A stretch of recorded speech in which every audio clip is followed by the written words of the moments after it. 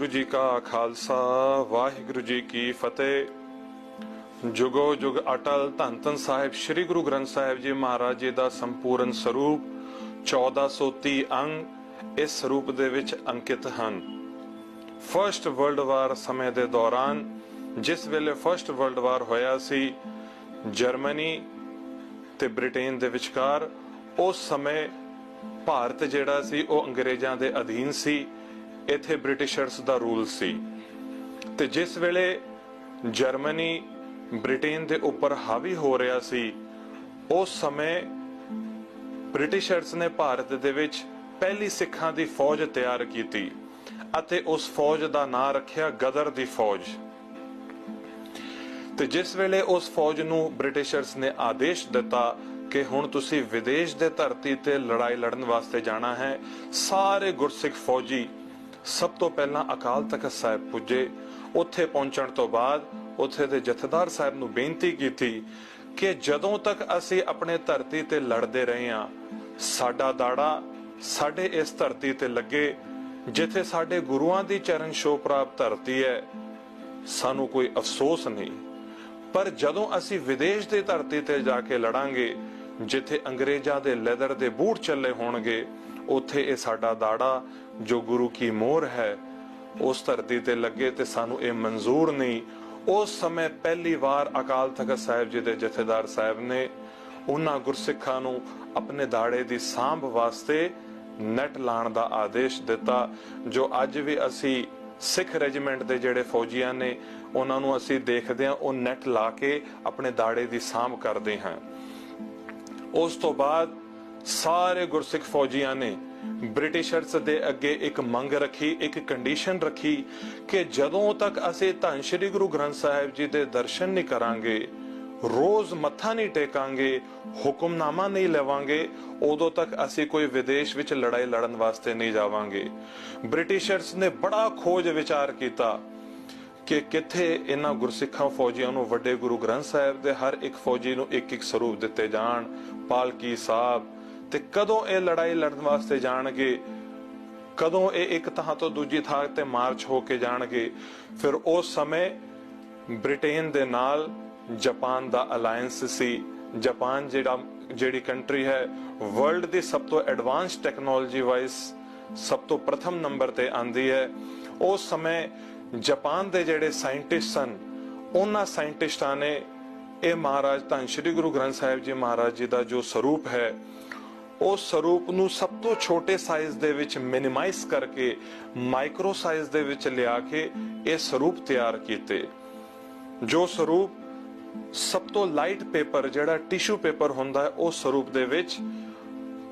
उस पेपर दे विच ये गुरु ग्रंथ साहिब महाराज जी दा स्वरूप तैयार किया। ऑफसेट टेक्नोलॉजी दे राही ये सब तो मिनिमाइज साइज करके 1/1.5 इंच दे विच धन श्री गुरु ग्रंथ साहिब जी महाराज जी दा स्वरूप तैयार किया अते हर एक गुरसिख फौजियां नूं ये स्वरूप दिता गया। जो हर एक गुरसिख फौजी इस स्वरूप नूं अपने शीश विच रखदे सी। रोज अमृत वेले उठ के धन श्री गुरु ग्रंथ साहिब जी दे नकमस्तक होके हुक्मनामा लैके अपना नितनेम करके अरदासा सोध के फिर लड़ाई लड़न वास्ते जांदे सी। ओ गुरसिख फौजी इन्ने जोश विच लड़े कि उस दे बाद फर्स्ट वर्ल्ड वार दा अंत हो गया। उन्हां विचों जेड़े गुरसिख फौजी मुड़ भारत वापस आए, उन्हां विचों इस दे नाल दा स्वरूप जो तख्त सचखंड श्री हजूर श्री अबचल नगर साहिब विखे गुरु साहिब दी कलगी जिथे सुभायमान है, उस दे बिल्कुल सामने यह स्वरूप सुशोभित किया गया है। जिस स्वरूप दे आप सारियां संगतां साल च इक्को वार दिवाली दीपमाला तो एक दिन पहला इथे विशेष तौर ते तख्त इशनान हुंदा है। उसे दिन इस स्वरूप दे अते नाल ही जेड़े गुरु साहिब दे अंदर सिंघासन दे उत्ते जिन्ने शस्त्र सुभायमान हुंदे ने, उन्हां दे दर्शन दिदारे आप जी कर सकते हो। सो साध संगत जी, जो गुरसिख अज इस स्वरूप दे दर्शन कर रहे हैं, उन्हां लई इक्को एक बेनती है कि अज तो तकरीबन 100 साल पहला जे टेक्नोलॉजी वास तैयार जे टेक्नोलॉजी दे वाइज देखिए ते अज कितनी मॉडर्न साइंस हो गई है, पर अज तो 100 साल पहला ਉਹਨਾਂ ਅਣਖੀਲੇ ਗੁਰਸਿੱਖਾਂ ਦੀ ਜਿਹੜੀ ਮੰਗ ਹੈ ਉਹ ਬ੍ਰਿਟਿਸ਼ਰਸ ਨੂੰ ਮੰਨ ਕੇ ਇਹ ਸਰੂਪ ਤਿਆਰ ਕਰਕੇ ਦੇਣੇ ਪਏ ਸੀ। ਉਹਨਾਂ ਦੀ ਇਹ ਕੰਡੀਸ਼ਨ ਸੀ ਕਿ ਜਦੋਂ ਤੱਕ ਅਸੀਂ ਰੋਜ਼ ਸ੍ਰੀ ਗੁਰੂ ਗ੍ਰੰਥ ਸਾਹਿਬ ਜੀ ਦੇ ਦਰਸ਼ਨ ਨਹੀਂ ਕਰਾਂਗੇ, ਮੱਥਾ ਨਹੀਂ ਟੇਕਾਂਗੇ, ਹੁਕਮਨਾਮਾ ਨਹੀਂ ਲਵਾਂਗੇ, ਅਸੀਂ ਕੋਈ ਲੜਾਈ ਲੜਨ ਵਾਸਤੇ ਨਹੀਂ ਜਾਵਾਂਗੇ। ਸੋ ਇੱਕੋ ਇੱਕ ਬੇਨਤੀ ਹੈ, ਜਿੱਥੇ ਅਸੀਂ ਇਹ ਸਿਰਫ ਧੰਨ ਸ੍ਰੀ ਗੁਰੂ ਗ੍ਰੰਥ ਸਾਹਿਬ ਦੇ ਦਰਸ਼ਨ ਕਰ ਰਹੇ ਹਾਂ, ਉੱਥੇ ਅਸੀਂ ਆਪਣੇ ਮਨ ਦੇ ਵਿੱਚ ਇੱਕ ਦ੍ਰਿੜ ਕਰ ਲਈਏ, ਇੱਕ ਪ੍ਰਣ ਕਰ ਲਈਏ, ਉਹਨਾਂ ਅਣਖੀਲੇ ਗੁਰਸਿੱਖਾਂ ਤੋਂ ਬਲਿਹਾਰ ਜਾਈਏ ਜਿਨ੍ਹਾਂ ਨੇ 100 ਸਾਲ ਪਹਿਲਾਂ ਬ੍ਰਿਟਿਸ਼ਰਸ ਨੂੰ ਆਪਣੀ ਮੰਗ ਮੰਗਵਾ ਕੇ ਫਿਰ ਹੀ ਉਹ ਵਿਦੇਸ਼ ਦੀ ਧਰਤੀ ਤੇ ਗਏ ਸੀ। ਅੱਜ ਅਸੀਂ ਵੀ ਇਹ ਗੱਲ ਪ੍ਰਣ ਕਰ ਲਈਏ ਕਿ ਅਸੀਂ ਸਵੇਰੇ ਉੱਠਣ ਦੇ ਬਾਅਦ ਜੋ ਵੀ ਅਸੀਂ ਆਪਣੇ ਦਿਨ ਦਾ ਕਾਰਜ ਕਰਨਾ ਹੈ, ਜਦੋਂ ਤੱਕ ਅਸੀਂ ਧੰਨ ਸ੍ਰੀ ਗੁਰੂ ਗ੍ਰੰਥ ਸਾਹਿਬ ਜੀ ਦੇ ਮੱਥਾ ਨਹੀਂ ਟੇਕਾਂਗੇ, ਹੁਕਮਨਾਮਾ ਨਹੀਂ ਸੁਣਾਂਗੇ ਅਤੇ ਗੁਰੂ ਗ੍ਰੰਥ ਸਾਹਿਬ ਮਹਾਰਾਜ ਜੀ ਦੇ ਚਰਨਾਂ ਵਿੱਚ ਹਾਜ਼ਰੀ ਨਹੀਂ ਲਵਾਂਗੇ, ਉਦੋਂ ਤੱਕ ਅਸੀਂ ਵੀ ਆਪਣਾ ਕੋਈ ਦਿਨ ਦੀ ਸ਼ੁਰੂਆਤ ਦਾ ਕੋਈ ਕੰਮ ਨਾ ਕਰੀਏ